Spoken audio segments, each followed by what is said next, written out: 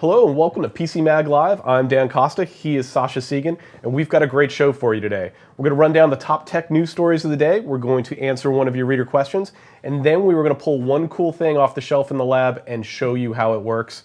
It's a cool thing, I guarantee it. I'm pretty excited about it. So are you, I know. Let's start with the top news of the day.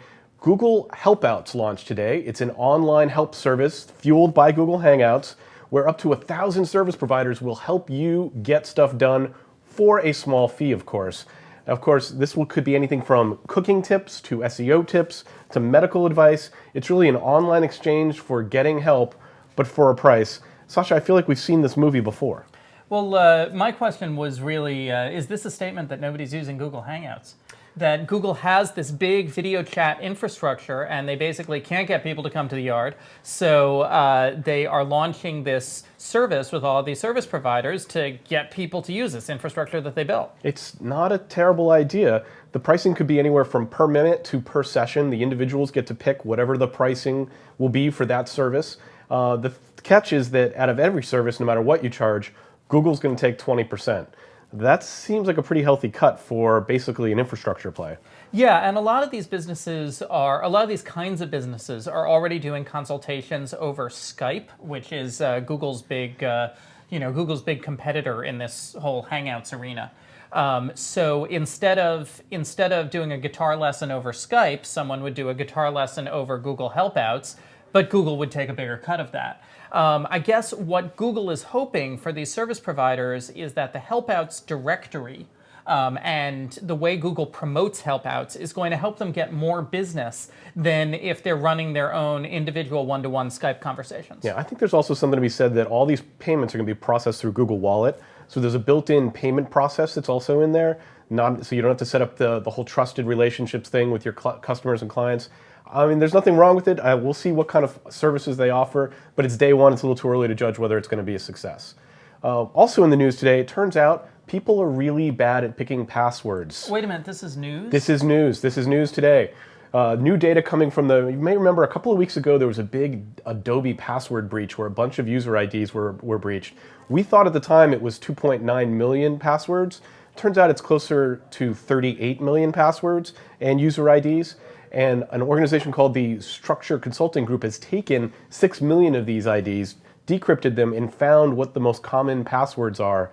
And surprise, surprise, the number one most common password on 446,000 accounts, 1, 2, 3, 4, 5, 6, 7, 8. And you know that in your head you're going 1, 2, 3, 4, 5, 6, 7, 8, 9, 10. Yeah, 11, okay. 12. That might be a New York thing. Also, password exceedingly common on 345,000 accounts. And then this is probably particular to Adobe, but you never know. Adobe 123 used in 211,000 accounts that were breached. This is an age-old problem, but it doesn't seem to be getting any better. This is just a sign of password fatigue, okay? If everybody on Earth, if every website you go to is asking you for a username and password, and every one of them is saying, oh, you must use a unique secure password with 3 capital letters, 2 symbols, and a number. And say it in a funny voice. Exactly. Then the human mind cannot contain this information, okay? Why do I need a password for Chipotle? Okay, if I want to order a burrito online, I have to create a username and password. Why do I need a password for, I don't know, Seamless? Why do I need a password for Schnippers?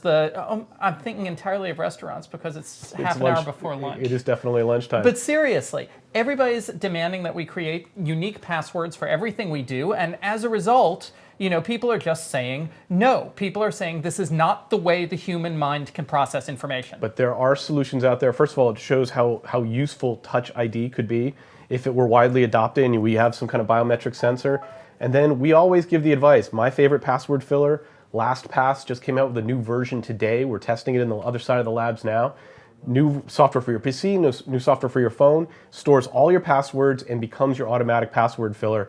Changed my life. It's the only way I can exist in this digital world is to have LastPass. Now, does that become one point of failure, though? Would Neil Rubin-King, our security expert, look Neil Rubin-King has blessed this. It is okay. One point of failure. You have to trust these guys and this service. I do. I've been using them for years. It is much, much safer than 1, 2, 3, 4, 5, 6, 7, 8, 9, 10, 11, 12. It is a much better solution. I encourage you to check it out.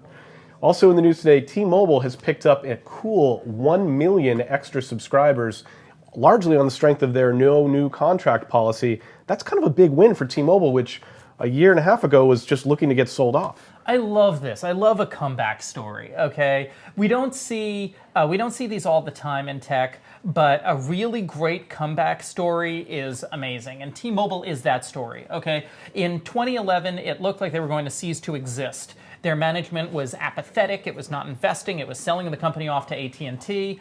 And then when the AT&T merger failed, let us note, it was very important that that merger fail. When that merger got killed, they got new management, they got new investment, they got new spectrum, and they are winning. It's the best thing that ever happened to T-Mobile. Absolutely. Their new CEO, John Ledger, is an amazing personality, wild and crazy guy, but he's started this he's started this campaign of making T-Mobile express the frustrations that all ordinary mobile phone users have about contracts, about prices. He's offering free data on tablets. He's offering free international roaming. They've really ramped up their network quality. These guys are firing on all cylinders. Yeah, and it's worth noting, if you're keeping score at home, AT&T and Verizon still adding subscribers, Sprint losing subscribers. Except if you segment out AT&T's tablet subscribers, they're not doing too well. T-Mobile is selling right now almost no tablets. That's why they're doing the free tablet data thing. AT&T is doing pretty well with tablets. If you take tablets out of the AT&T equation, T-Mobile's gaining on them too. All right, that was news for today. Let's move on to one question that we got from a regular viewer named Cecilia. Cecilia's got a son who's 15 years old, who's hearing that a lot of his friends are actually building computers themselves, and she wants to know, should she buy a computer or should she buy the parts for her son so he can build his own computer? I don't know what kind of question you're expecting to get answered here at PCMag, but I think it's a pretty easy one. This is such an awesome opportunity for this kid, okay? He needs to do the research, he needs to find the right components, he needs to have a budget, and then he will put it together and it will be his. And he'll learn so much through the process. It will be a pain, okay? There will be debugging, there will be installations, there will be things that don't fit with other things, there will be getting yourself slightly bloody with a screwdriver, and it will be a tremendous experience. Yeah, don't worry, okay? Don't mind the blood. The one thing I would say, though, I mean, I absolutely buy the components, let him build it, encourage that passion, encourage that, that hobby. But keep in mind, you will probably wind up paying more for the system that you build yourself than you would get if you went off the shelf and got a low-end budget system. Yeah, that's absolutely true. You will pay a premium, but I think that premium will pay off for you in the long term with this kid's passion for technology, with him learning about how these components work. This is really letting him build his own computer is an investment in his future. Amen to that, brother.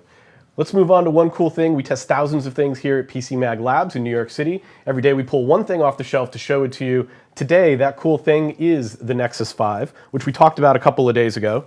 But we were anxious to get this in. This is the flagship Nexus line. And Sasha, maybe you got to start by explaining what Nexus is, who makes it, and why Google seems to be coming out with one every year.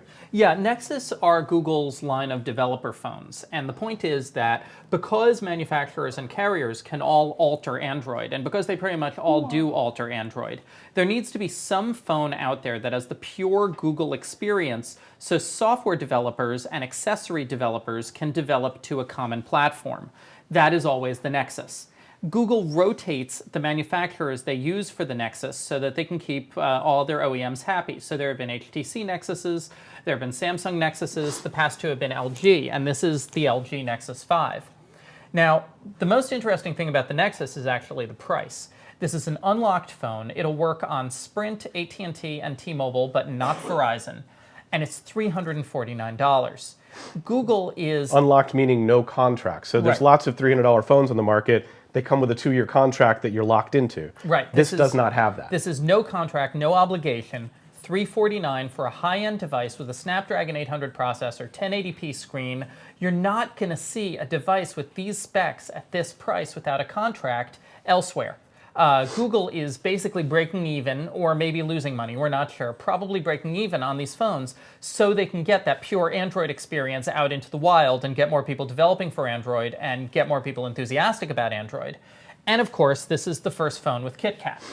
KitKat is, again, the latest version of the Android operating system. That's the other advantage to having a Nexus phone, is that you get the latest version of the operating system. I don't know when I'm going to get KitKat. Even Galaxy S4 owners don't know when they're going to get it, but it's already available right now on this phone. Right, and the reason I'm holding my phone is because I had to load up a little Evernote document with all the KitKat features in it.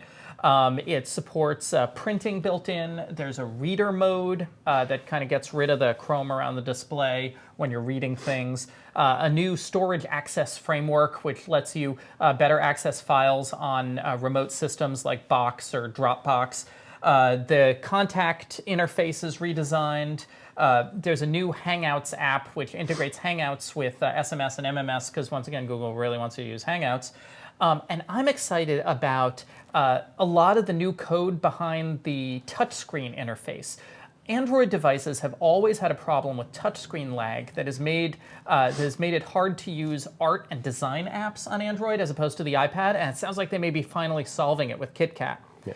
Now, this is pretty responsive. Just flipping through it now, it's faster than my Galaxy S3. I mean, it's just slicker. And now KitKat is also designed to run on a wide range of Android devices, including lower-end, lower-powered Android devices. So hopefully, and this is always the great hope, and we never know if it's realized, hopefully manufacturers and carriers will actually allow things to be upgraded. Who knows? That is the Nexus 5. We will have our full review on PCMag.com within hours of this broadcast. Go to the site, check it out now. Chances are it's on the homepage. And that was PCMag Live for today. Thanks for joining us, Sasha. Another great show. Please join us tomorrow, and remember to send us your questions on Facebook, send them on Twitter, send it to us via email. It's certainly working for Cecilia. 2 questions answered by us already. And we will see you tomorrow.